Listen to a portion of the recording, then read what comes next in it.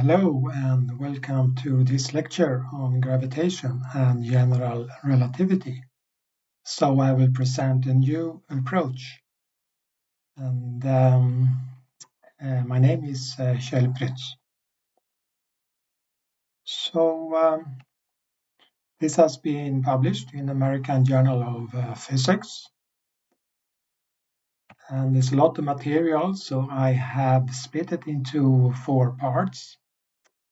So today, this lecture, part 1, will introduce this new approach. It's field-free, and it means we do not make use of the space-time concept.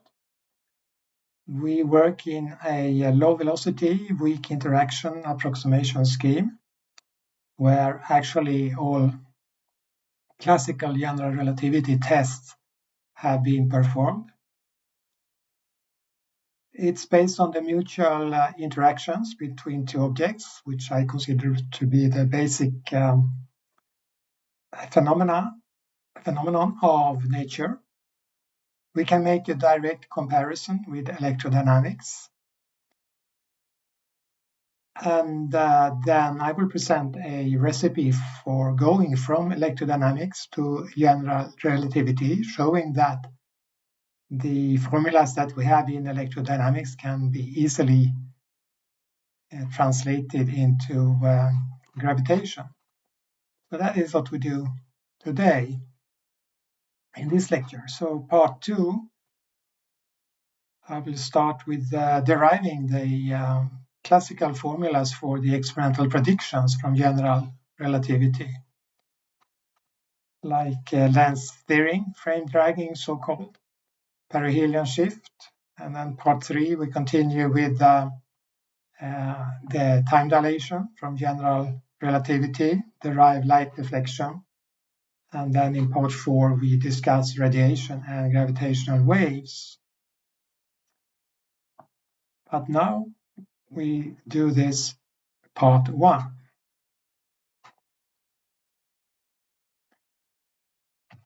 So usually we think of general relativity as something that curves space-time. And then one has to be a little bit careful, because when we talk about curved space-time, could we really say that we know what is space, what is time? So those concepts are really not fully defined. So this leads us into a very abstract world, actually, which we might get used to, and we think it's some kind of real world. But for me, that is not true. Space and time are abstract, and I think science and physics should be formulated in concrete terms. But this interpretation of general relativity is rather natural, because if we look at the exact Einstein tensor equation, we have the energy momentum tensor here on the right-hand side, and then we have the Einstein tensor here containing the space-time metric. So it's rather natural to interpret this equation that energy momentum curves space-time. This energy momentum tensor, which I call it, contains matter, and that we know from Newton theory, of course, that matter is the source for gravitation. But the thing here in general relativity is that the source also contains matter in motion. And that is, for me, the essential thing of general relativity, that it corrects for motional effects. And we have a similar effect in electrodynamics, and it's those things I will emphasize here in this lecture. So motional corrections to Newton's force law.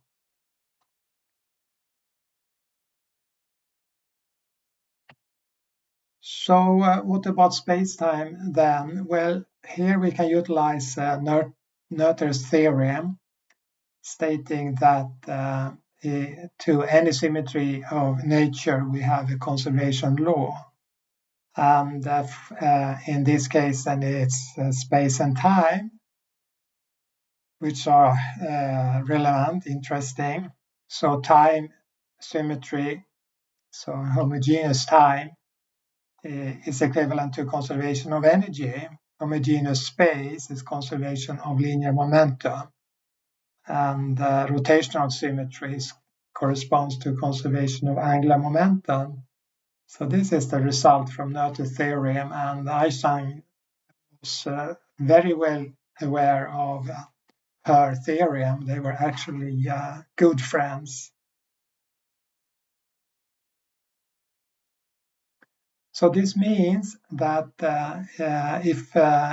if we claim we have a curved space-time, it means we have a non-homogeneous space-time. So that is equivalent to a non-conservation of momentum and energy, according to Noether's theorem, locally, of course.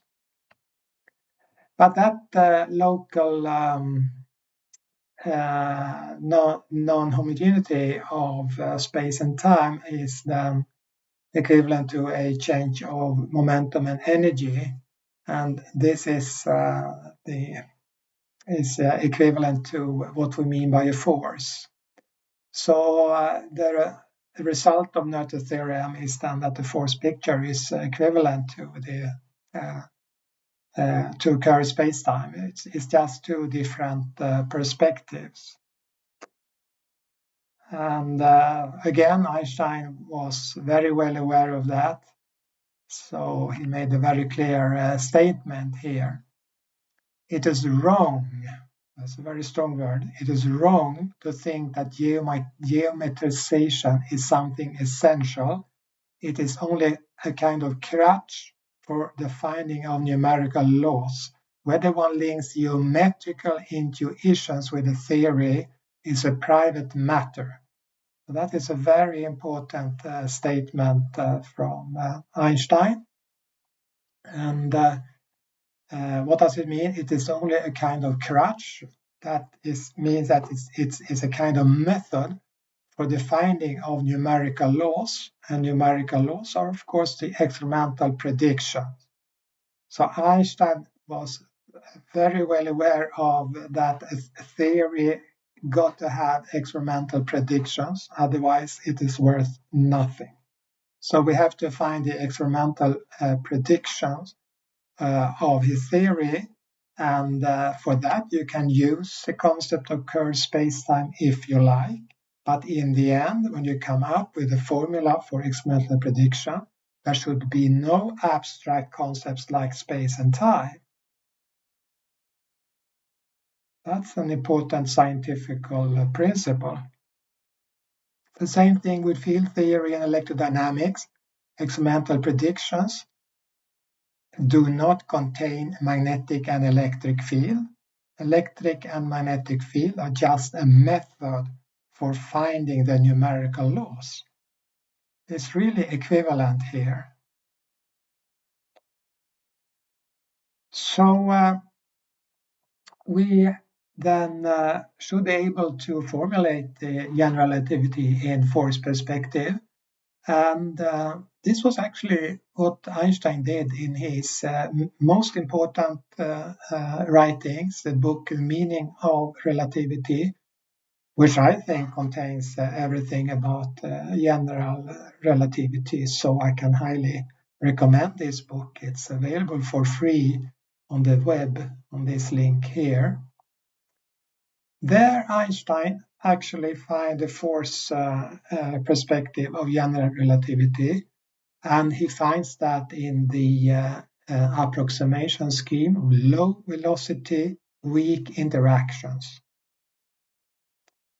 So it's Formula 118 in his famous book. So it's this formula here, and you can already see here in Einstein's own notation here that it's a vector equation. So we go from a tensor equation to a vector equation when we approximate to within low velocity weak interactions. So, and it's in this regime, approximation regime, where we have done all experimental tests of general relativity. So it's very important to have a look at this equation. So we will bring it to the next slide and discuss it. So this is how it looks like in Einstein's notation. It's probably not readable for a modern reader, but so I will translate this to a modern notation. But before I do that, let us just have a quick look at what it contains. So we have the left-hand side here is the acceleration. dl here is c times dt, where t is time. So this is time derivative of velocity. And this is the velocity of an object. And the source for this acceleration is then, of course, given here on the right-hand side.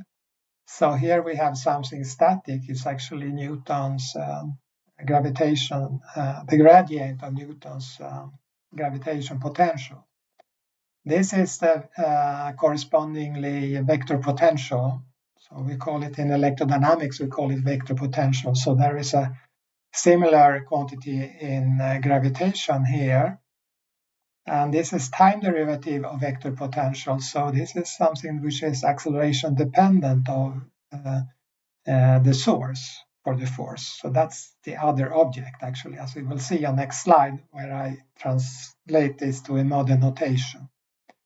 Here we have root. Root, this is German for curl. And you see that the vector potential depends on first time derivative of coordinates. So it's the velocity.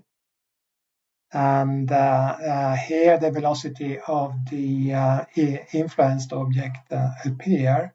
And we will see that we can already here see that it's a velocity. There's a term that is velocity dependent. And this is what we call a magnetic effect in electrodynamics. And this acceleration dependent term here is what we call inductive effect in electrodynamics. So if we go back one step, this after Einstein formulated this equation, there are a lot of interpretations that he makes here. It's a very interesting reading after. So actually now what I would like to point out is the use of inductive.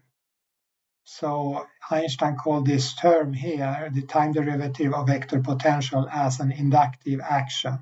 Action for Einstein has the same meaning as force. So in this book, he used the concept of force about 30 times, the concept of action about 10 times.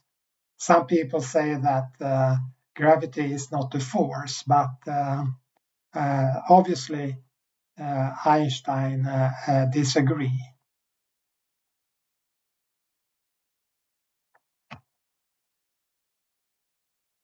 So let me now translate this equation to a modern notation, and then we can interpret very easily.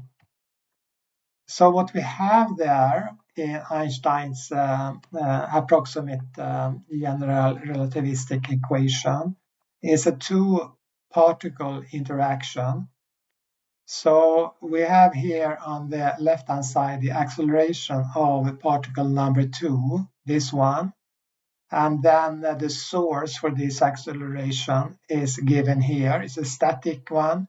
It's a velocity-dependent one, and it's an acceleration-dependent term here. So I changed the order compared to Einstein's choice. So we have the acceleration dependent term lost, as we usually see it nowadays. So to particle number 1, there belongs a vector potential. So particle number 1 is the source for a vector potential, and this is the expression for the vector potential. It's very similar to what we have in electrodynamics. You see here the velocity, just the time derivative of the coordinate. This vector potential, we take the curl of that and then the vector product with the velocity of object number 2. So that is equivalent to electrodynamics, and we have also here, as in electrodynamics, the time derivative of vector potential, and the first term here is the gravitational, is the Newton gravitational. The gradient of Newton gravitational potential. So if you multiply with mass, you get the Newton force. Left-hand side, we have an acceleration here, but we have an extra factor. Now, in Einstein's original equation, if we go back, you see that that factor is this one here, and it's within the time derivative. I have taken it out from the time derivative. So I treat it as a constant for simplicity. I have studied this operation in more detail later, and you can motivate this action in under certain circumstances. So let us just consider this as for simplicity at the moment. What is this term? This term, maybe you can see it directly if you have studied special relativity. You see that this is gravitational energy divided by c squared. Actually, if you multiply with mass number 2, this is gravitational energy between the two objects divided by c squared. So it's the mass, the extra mass of object number 2. If you consider object number 2, it's the extra mass due to interaction energy here. So this is really interesting. It has never been discussed in modern literature, but it's so essential, really, this factor, which we will see in the next lecture. And furthermore, it's a bit surprising because you know from special relativity that on the left-hand side here, if we consider that as a force, we know we should have a gamma factor here. Special relativistic gamma factor. Instead, we have interaction energy over c squared. So that is very interesting. And actually, which I have shown lately, this can be shown to be equivalent to the gamma factor. And I will not discuss that further at the moment. I will come back to that. So next step now, since we want an equation without any abstract things, and vector potential is of course highly abstract, so we just replace vector potential here with this more concrete expression. And then we get finally this equation here, where we also have multiplied with mass of object number 2, and we have also applied the equivalence principle, because here is the inert mass, but here is gravitational mass, there and there. So we have put them equal. In that way, we get a force equation here. So this is the force, and this is the gamma factor in terms of general relativity expression with the mass increase of m2 due to interaction energy. Here is the acceleration of object number 2. So this is then, this expression here is the force on object number 2 due to object number 1. And here is that force.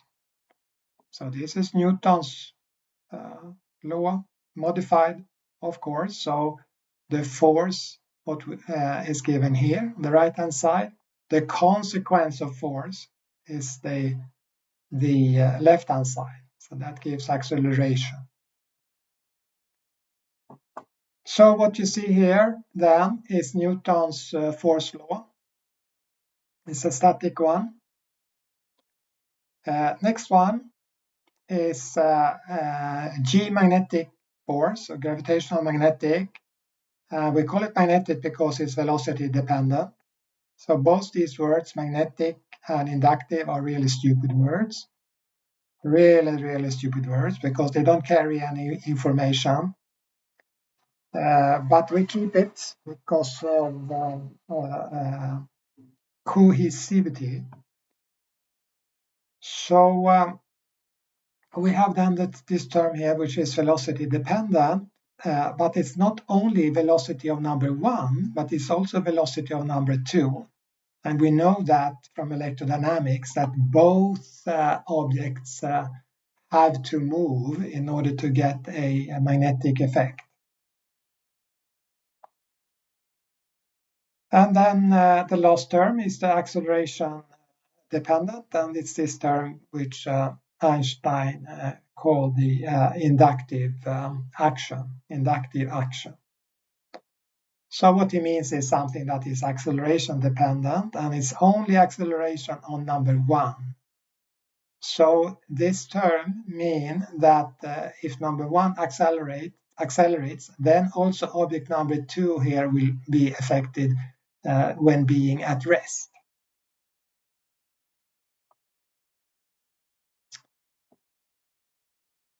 So what we have here, also here inductive term here, you see that this is a special thing. It's a 1 over distance dependence, whereas the other two, magnetic force and static force here, is depending on distance as 1 over distance squared.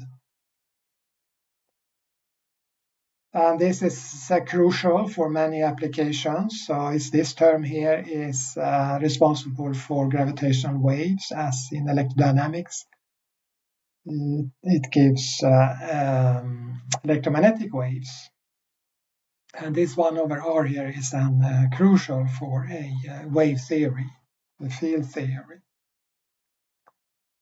So what we see here, we have velocities here defined in this figure here, v1 and v2. We have scalar product. So when going here from double cross product, we have just used vector algebra to express this double cross product in 2 terms. We have distance r, that's the distance between the objects, and we have r hat, that is the unit vector. It's a unit vector of this distance vector. We have the speed of light, c. So this is not the action at a distance theory, as some people think when they see this. This is not Weber theory. This is not action at a distance, because this c here, that is the force, the speed of the force mediator. So it's not some kind of instant action at a distance. That's so stupid to interpret this simple formula like that. Because c, as I repeat, c is the speed of the force mediator. And that in modern notation we call the graviton. So the graviton travels at the speed of light. We have then the usual coupling here, controlling the strength of gravitation. So it's the gravitational general constant. Now, on next slide, we will compare in the same approximation scheme with electrodynamics. And then it might look a bit surprising for many of you because there is no field here. But we make the same approach. So we want a field-free formula of electrodynamics because we want to use only concrete objects. And I have shown in my book and also at many other places with references in this book how we can go from Maxwell's equations to a force formula with concrete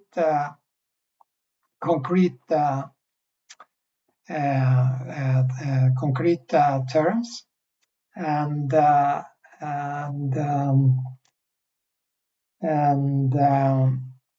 based on the mutual interaction between the two objects. And of course, it's charge, which is the source of the interaction. Otherwise, the quantities are defined in equivalent ways in the two cases.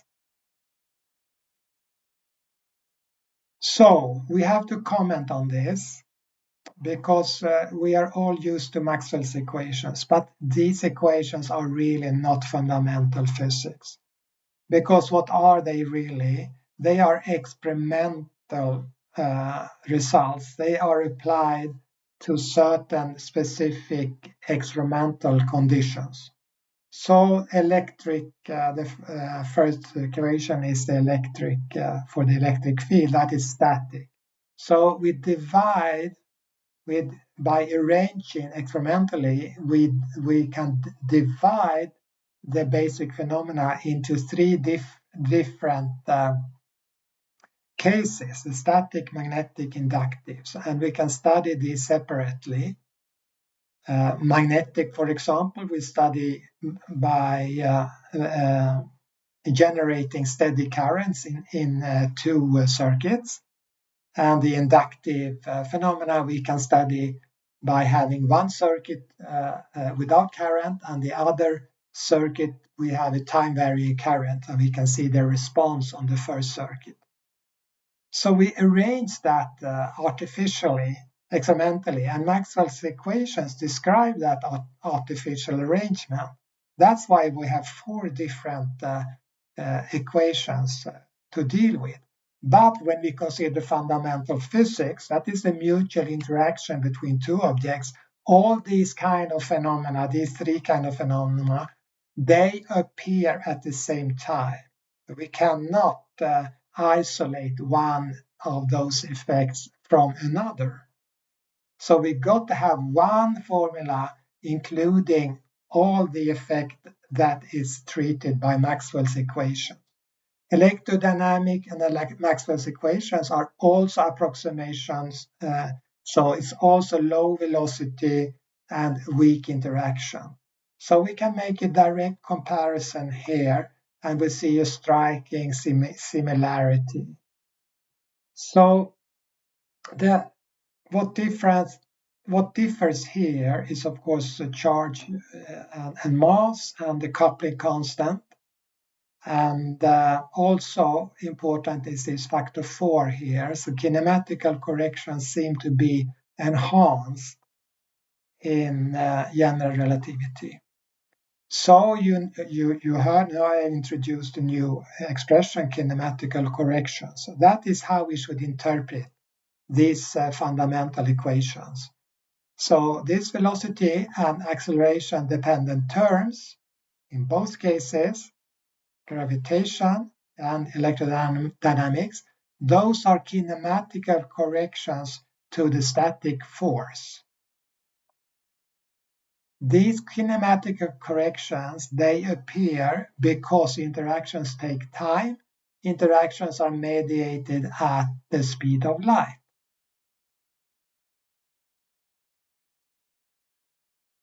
So that is for me the crucial thing with general relativity.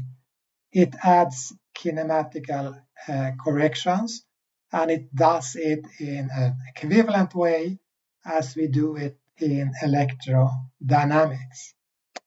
And special relativity shows that explicitly, that for electrodynamics we go we add the kinematical corrections by doing Lorentz transformation, and we get this formula. So we can get this formula from the starting with the static force and applying Lorentz transformation. Lorentz transformation is a kinematical correction. So it is simple as that, really. And this is a theory of general relativity because it's this equation, this approximation scheme, where we have all experimental predictions. The exact tensor equation is more like a framework, and Einstein was clear about that.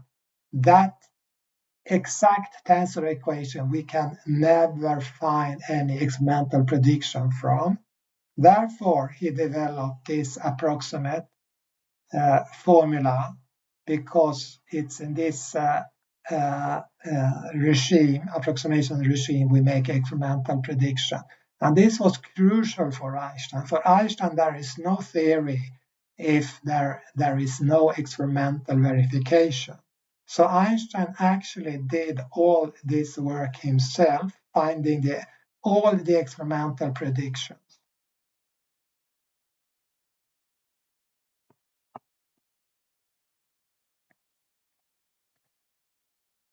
Then finally, we can actually present a recipe for general relativity, a recipe that we can apply when going from electrodynamic equations to general relativity. And this is what we will utilize in the future lectures to obtain the experimental predictions. And what we have to do, we have to replace charge with mass, the coupling 1/4πε0 with gravitational constant, and we have to multiply kinematical corrections with a factor of 4. So, what I did not mention is this factor here, the general relativistic mass increase due to interaction energy. I have shown this is equivalent to the special relativity gamma factor, as it must be, because the force here must contain this gamma factor. So that should also appear here in electrodynamics. So this is really not a real difference. In general, we have this gamma also here in electrodynamics. So the recipe then looks like this. First one I didn't mention, go back. You see that the signs of the terms are opposite because identical particles are attractive in gravitation but repulsive in electrodynamics, and that sign change reflects that in the kinematical correction. So we have to make that sign change. We change charge to mass and the coupling factor, and the kinematical corrections are a factor of 4 larger in general relativity. So that is the recipe we will apply now when we continue with part 2. Thank you very much for listening, and don't forget to comment on this video. See you soon again.